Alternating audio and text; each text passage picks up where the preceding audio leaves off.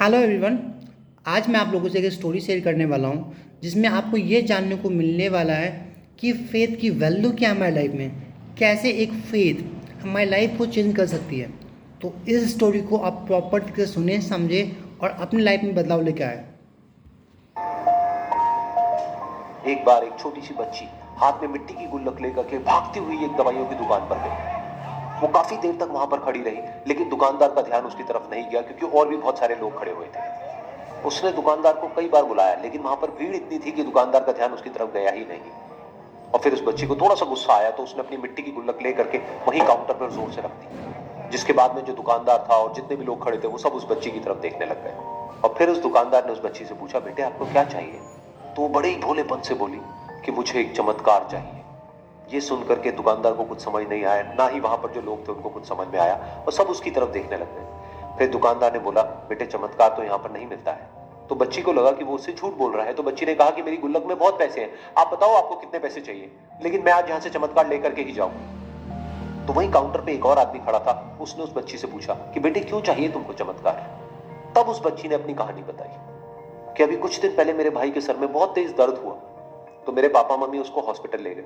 उसके बाद कई दिन तक मेरा भाई घर नहीं आया। तो मैंने कई बार अपने पापा से पूछा, लेकिन उन्होंने मुझे कुछ नहीं बताया। उन्होंने बार बार यही कहा कि वो आ जाएगा, वो कल आ जाएगा, वो कल आ जाएगा, लेकिन वो आ ही नहीं रहा था। तो मैंने देखा कि मम्मी रो रही है। अब पापा मम्मी को कह रहे थे कि उसकी दवाइयों के लिए और उसके इलाज के लिए जितने पैसे चाहिए उतने मेरे पास में नहीं है। अब उसको कोई चमत्कार ही बचा सकता है।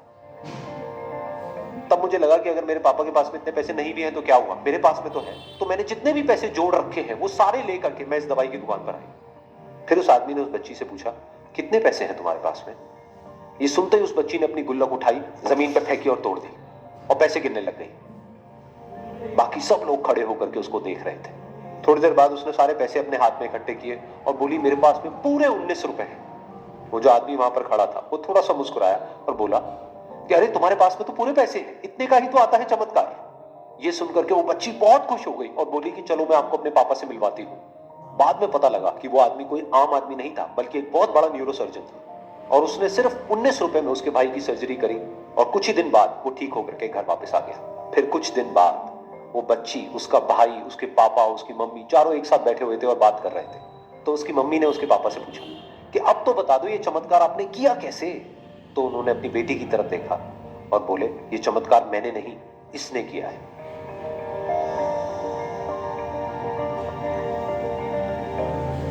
तो यहां पर एक बहुत बड़ी बात है जो हम उस छोटी सी बच्ची से सीख सकते हैं कि जिंदगी में कभी कभी ऐसा होता है कि हमको कोई रास्ता नजर नहीं आ रहा होता है और हम लोग हिम्मत हार जाते हैं। तब हमारे अंदर एक बच्चा होता है जो कोशिश करने से कभी भी पीछे नहीं हटता है। वो हार मानने को तैयार नहीं होता है क्योंकि उसको ना शब्द समझ नहीं आता है। वो बच्चा जिसके लिए कुछ भी नामुमकिन नहीं है, क्योंकि वो हर हाल में कोशिश करता ही रहता है।